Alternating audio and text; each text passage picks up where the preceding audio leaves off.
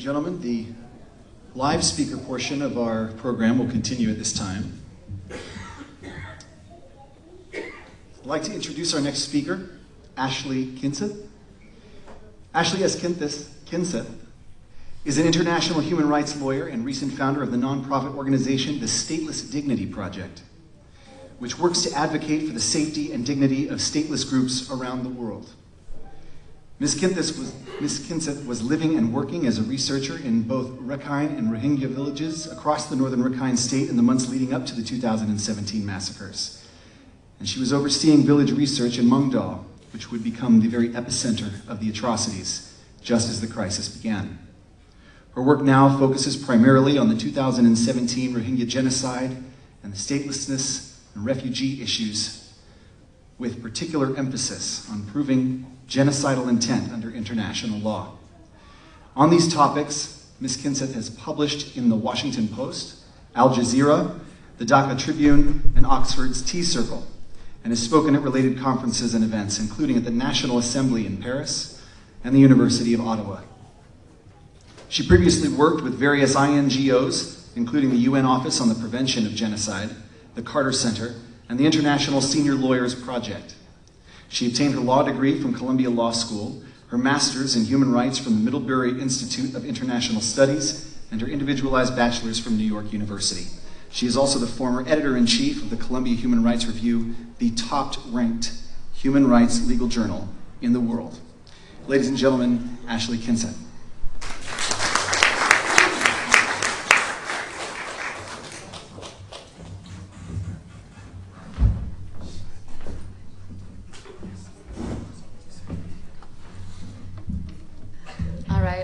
Well, first of all, thank you very much to Bama for having me here, and thank you for that very kind introduction. I'm going to go ahead and start off, and perhaps the introduction stole a little of this thunder, but I'm going to start by addressing what's at least the elephant in my head, if not in the room, for some people, which is the obvious fact that I am a young white woman, and some people might wonder, what could she possibly know, or what could she possibly say, and understand this experience that would be helpful and meaningful to us. So, as I was introduced, I am indeed an international human rights lawyer and increasingly a genocide lawyer. But what is, I think, I'm here essentially by sheer coincidence in a way, because, and I certainly won't call it luck by any means, but last year I was working in Mongda and Butidong just as the crisis began. And I was there for most of the month of August, which I'll talk about for a bit. And I saw and heard many things that only, sadly, in retrospect, came to me as clear evidence of genocidal intent on the part of the Myanmar government. And it has been my passion and commitment ever since to work on behalf of the Rohingya people. So with that being said, I'm not going to speak too much legalese. I'm just going to talk very briefly about some of the legal components of genocide, and then focus really on genocidal intent and both my experiences, a bit about the proof we've seen in the media, and also about some of the survivor testimony that I heard in visiting the Bangladesh camps.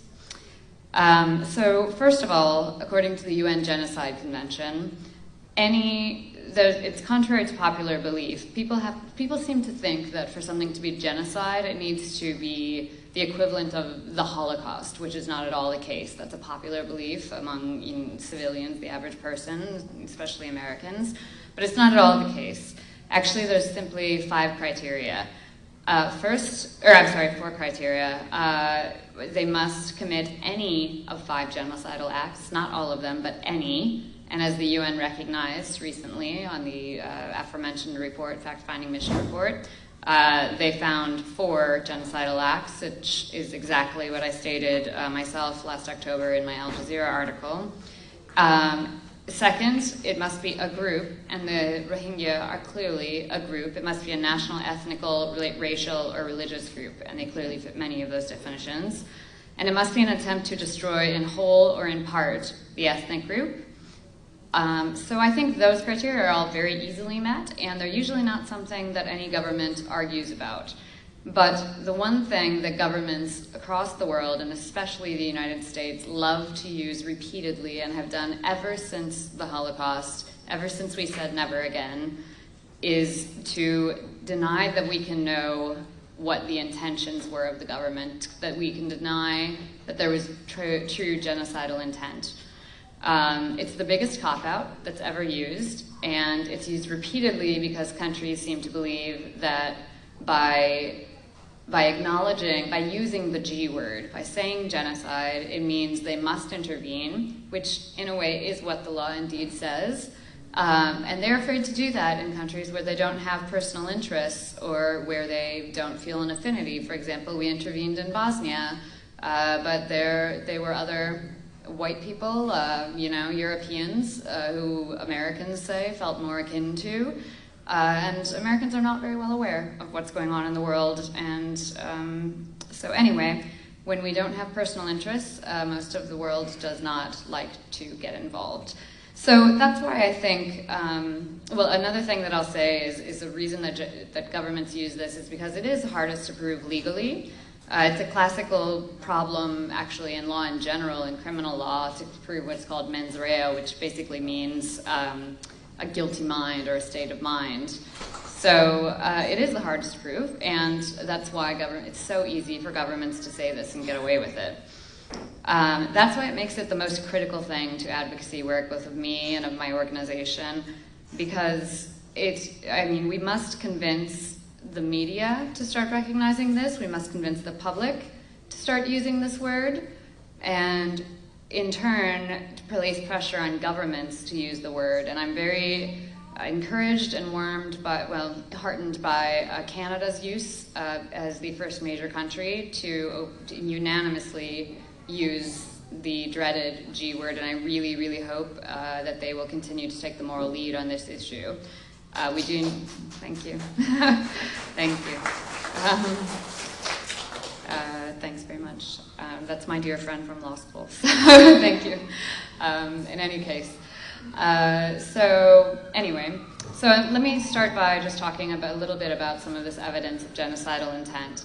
I think a lot of us know about some of the reports, the major reports we've seen. For example, the Reuters investigation and the Fortify Rights reports, which gave some very, very clear evidence of genocidal premeditation. It's extremely hard to deny based on just that evidence alone. But if I'm to talk about my own experiences, just briefly, I would say, I was first there in 2013 doing research in northern Rakhine State. And while I was there, things were not good. But when I went back in I was in Myanmar several times, but mostly in Yangon in between. And when I went back to live and work there in 2017 and lived there for approximately 7 to 8 months, things were much, much worse. It was noticeably worse in many regards. And there were a few particular experiences. I have too many to possibly state them all here, so I won't get into every one. But there were a few things that really stuck out to me, and in retrospect really plagued me and made me feel this deep need to search for more evidence of genocidal intent and to prove this. So one of the first things was the fact that it was increasingly hard for us to visit Rohingya villages, no matter where we were. I'm a roving researcher, so I went all over northern Rakhine State. And closer to Sittwe, it was a bit easier, but the further north you went, I actually was not, in August when I was in Mongdo and Buridong, they no longer allowed any foreigners to access any Rohingya villages under any condition. Travel authorizations were not allowed. So I was no longer able to conduct my research in person, and instead trained teams. Can you hear me all right? Sorry. So instead I trained Rohingya teams to do this research. And I began to notice that they were coming back from their work very late every day, and was simply concerned as to why. So I eventually found out that this was because they were arriving at villages, and villagers were all in hiding, and they would have to find them in nearby forests and other areas to get them to come together for the scheduled meetings, because in general they were hearing of cases where, they were getting these Facebook messages, some of you may have seen them, but Facebook messages that were actually nearly identical for both Rohingya and Rakhine. So in my personal opinion, I do believe they may have been instigated by the Myanmar government itself. But they were receiving Facebook messages that suggested that attacks were coming soon from the other side. Both sides were receiving messages that said attacks were coming, and Rohingya villagers in particular were scared and in hiding. In fact, even my own translator, who was the most brilliant, sweet, wonderful man, came to work frazzled and exhausted one day, one of those last days that I was there, because he had spent the night before sleeping in his paddy field in the middle of the monsoon, deep in the monsoon season, watching over his family as they slept, and yet he came to work the next day. And these were the things Rohingya villagers faced, and they came to work the next day and were excellent and incredible, and it's just amazing that what they were going through, and then to come to work like that. So that was one thing that I noticed, and then, sorry, let me just, one more thing that I'd mention from that experience was on my very last night in Mongda, which very coincidentally happened to be the night before the night that has become famous, August 25th. We were working at the staff house, and we heard and saw gunfire at a nearby security checkpoint, and we didn't know what it was, and it went on for a bit, and then it stopped, and we didn't know what had happened, and so we let it go, and we shouldn't have. We should have spoken more about this, and again, this is what has led me to investigate continually.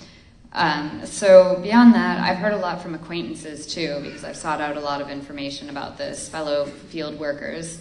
And a lot of field workers are afraid to come forward. That's because most of them are humanitarian aid workers. For one, it can be dangerous for them, and it can be dangerous for their organizations, and to be no longer allowed to deliver aid or work in even northern Rakhine State, or even the country as a whole. And it can be dangerous for the individuals.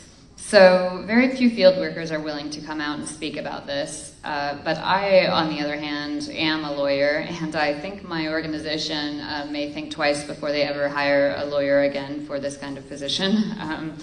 In any case, I did confidentially, anonymously learn from many of my acquaintances about some of their experiences and observations. And obviously one of the things they noticed, and we all noticed, was a major influx of national military personnel. And as we learned from the Reuters investigation, and this corroborates their findings, those were from two of the most brutal infantry divisions at the national level.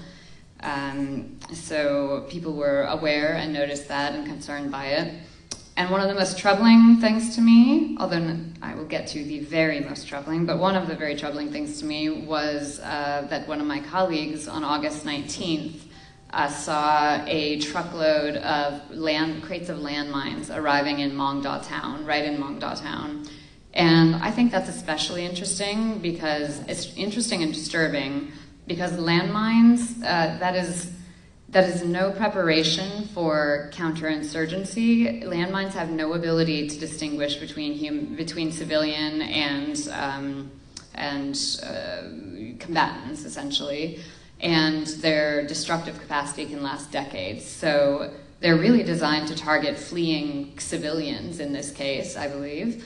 And there's no legitimate use, and that's why they're universally condemned, and in my opinion, essentially illegal under international law, which is a somewhat debatable matter, but I believe that they are by customary international law illegal. And they're universally condemned. They are absolutely abhorred.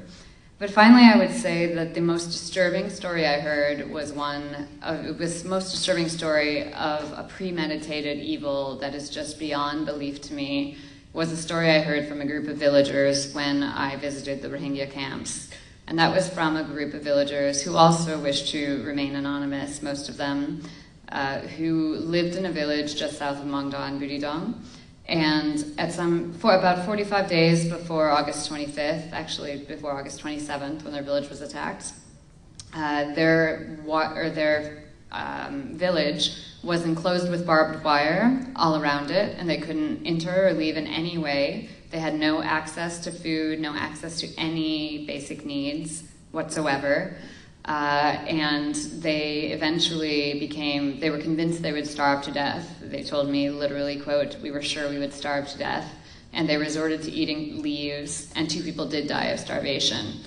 And not only that, but repeatedly local vigilantes and the military personnel would not only harass them, beat them, come in and accuse them of things, but they lit their mosque on fire several times, 3 times actually, sometimes with people in them shooting in. They would throw rocks in at them, and then they would accuse the Rohingya villagers of setting their own mosque on fire for God knows why. But in any case, that was awful. And then, of course, they were subject to an attack, much like so many that we have heard of. The stories are almost terrifyingly identical in so many places, so I won't recap that, except to say that one of the people I spoke with, who does wish to remain anonymous, recalls vividly he said the only survivors were in the smoke, the weeds, and the water, and himself, he was in a fishing pond, and he remembers only having his nose and eyes above water and watching as his family and as all of his neighbors and fellow villagers were slaughtered and being absolutely unable to do anything about it. So that, to me, is not only an example of incredibly premeditated evil, but also one of the very disturbing stories that we've heard from, what happened last year. So that's from gathered survivor testimony. And I think that covers a few of my key points about, what I wanted to cover in terms of genocidal intent. But just to sum up with a few things, I think this kind of testimony, this personal sort of testimony, although no one thing is really major or the thing that sort of seals it or proves it. I think obviously the major in international investigations like Fortify, Reuters, also of course the UN fact-finding mission and Canada's findings, etc., are much more significant. But they're also important for field workers, people who were field workers, which I no longer am, but it's important for people who were there, who have an outside, supposedly, objective perspective, to come forward and state what they have seen and corroborate that evidence to help once again show, really, really dramatically that this is not the work of any biased group, which is a huge myth that continues to permeate Myanmar, as we all know. So I think it's really important for people to continue to come out. And unfortunately, again, most field workers are not willing to do that, sometimes for understandable reasons. So I would like to see that happen, and I really do hope to. I think personal testimony from outsiders is important in that way. We also have the UN General Assembly going on with the major week coming up. And I think we absolutely must work for other governments in Canada, again, I hope we'll take the moral lead on this, to recognize this as genocide, but it's extremely important that it be the UN Security Council members. And I think without that, because of the veto abilities of so many UN Security Council seats, 5 seats, and some of which I imagine would almost certainly veto intervention in Myanmar, it's quite critical for Security Council to acknowledge this issue. And unfortunately, I'm rather pessimistic, but I hope that some governments at least will take the lead in intervening and protecting the Rohingya people. And on that note, first of all, I'd like to say there's been a lot of talk about the ICC, but I think there's one thing that we all need to note, and that's that the International Criminal Court can try individuals, and Myanmar is not a party to the International Criminal Court statute, which means, Bangladesh is, so that means that they can only try for crimes committed on Bangladesh soil. And what that has come to mean is they can only try for what they're calling deportations. They can't try for the full range of crimes that we've seen within Myanmar's territory. So although it's a piece of justice, it's not complete justice, and it's also about individuals, it's not about the state. Whereas the International Court of Justice, on the other hand, or an independent tribunal, if established, could focus on the state and or individuals.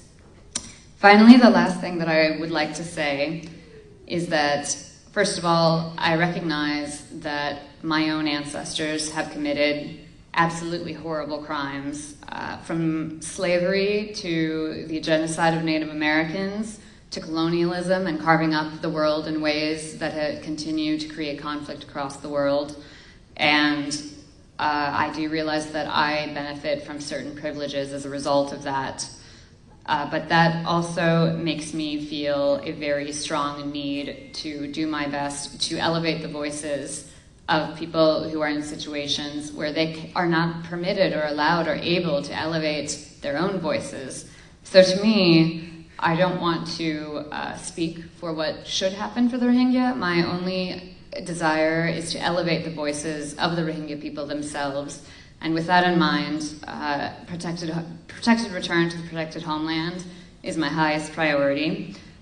And all I will ever do, both me and my organization, is seek to elevate the voices of Rohingyas and their desires, and I hope that I can be of assistance in that. So, thank you very much.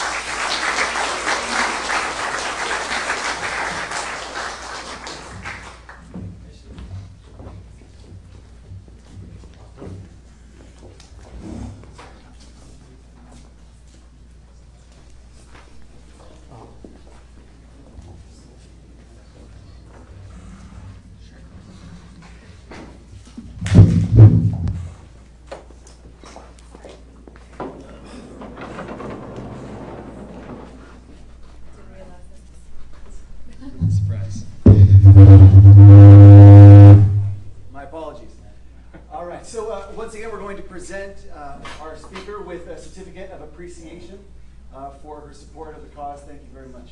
Thank you. Appreciate it. Thank you. I'm incredibly grateful.